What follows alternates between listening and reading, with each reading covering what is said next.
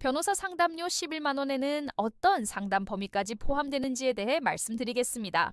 상담은 단순히 질문 몇 가지에 답하는 수준이 아니라 현재 사건이 어떤 단계에 있고 무엇부터 준비해야 하는지를 구조적으로 정리하는 과정까지 포함됩니다.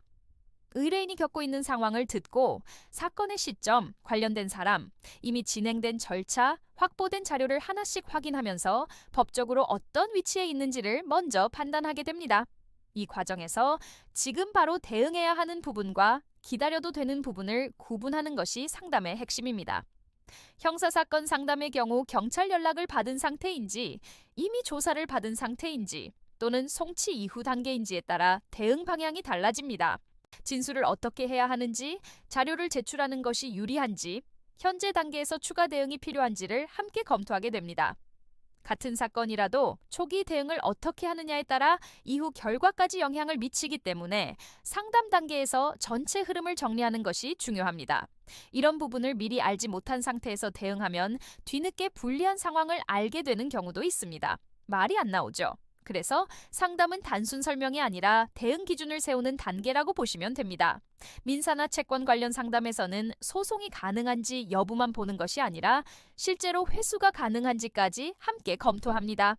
상대방의 재산 상태, 강제 집행 가능성, 가압류 필요성까지 포함해서 현실적인 대응 방향을 정리하게 됩니다. 소송을 진행하더라도 집행이 불가능한 경우 실질적인 해결로 이어지지 않는 경우가 있기 때문에 상담 단계에서 집행 가능성을 함께 확인하는 것이 중요합니다.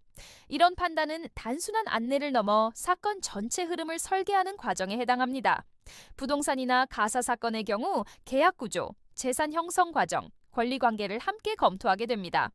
이혼이나 재산 분할 문제는 현재 상황뿐 아니라 향후 분쟁 가능성까지 고려해야 하기 때문에 상담 단계에서 전체 구조를 정리하는 것이 필요합니다.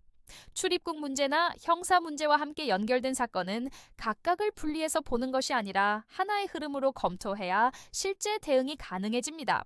법률사무소 아신에서는 상담 과정에서 사건의 수임 여부를 먼저 판단하기보다 사건의 현재 위치와 대응 방향을 정리하는 것을 우선 기준으로 두고 있습니다. 2009년 사법연수원 입소 이후 형성된 실무 흐름과 2014년 개소 이후 유지해온 상담 방식 역시 같은 기준에서 이어져 왔습니다.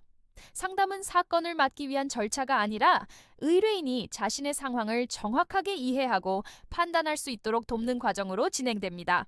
결국 상담료 11만 원에는 사건의 사실관계 정리, 현재 법적 위치 판단, 대응 방향 설정, 절차 안내까지 포함된 상담 과정이 포함된다고 보시면 됩니다.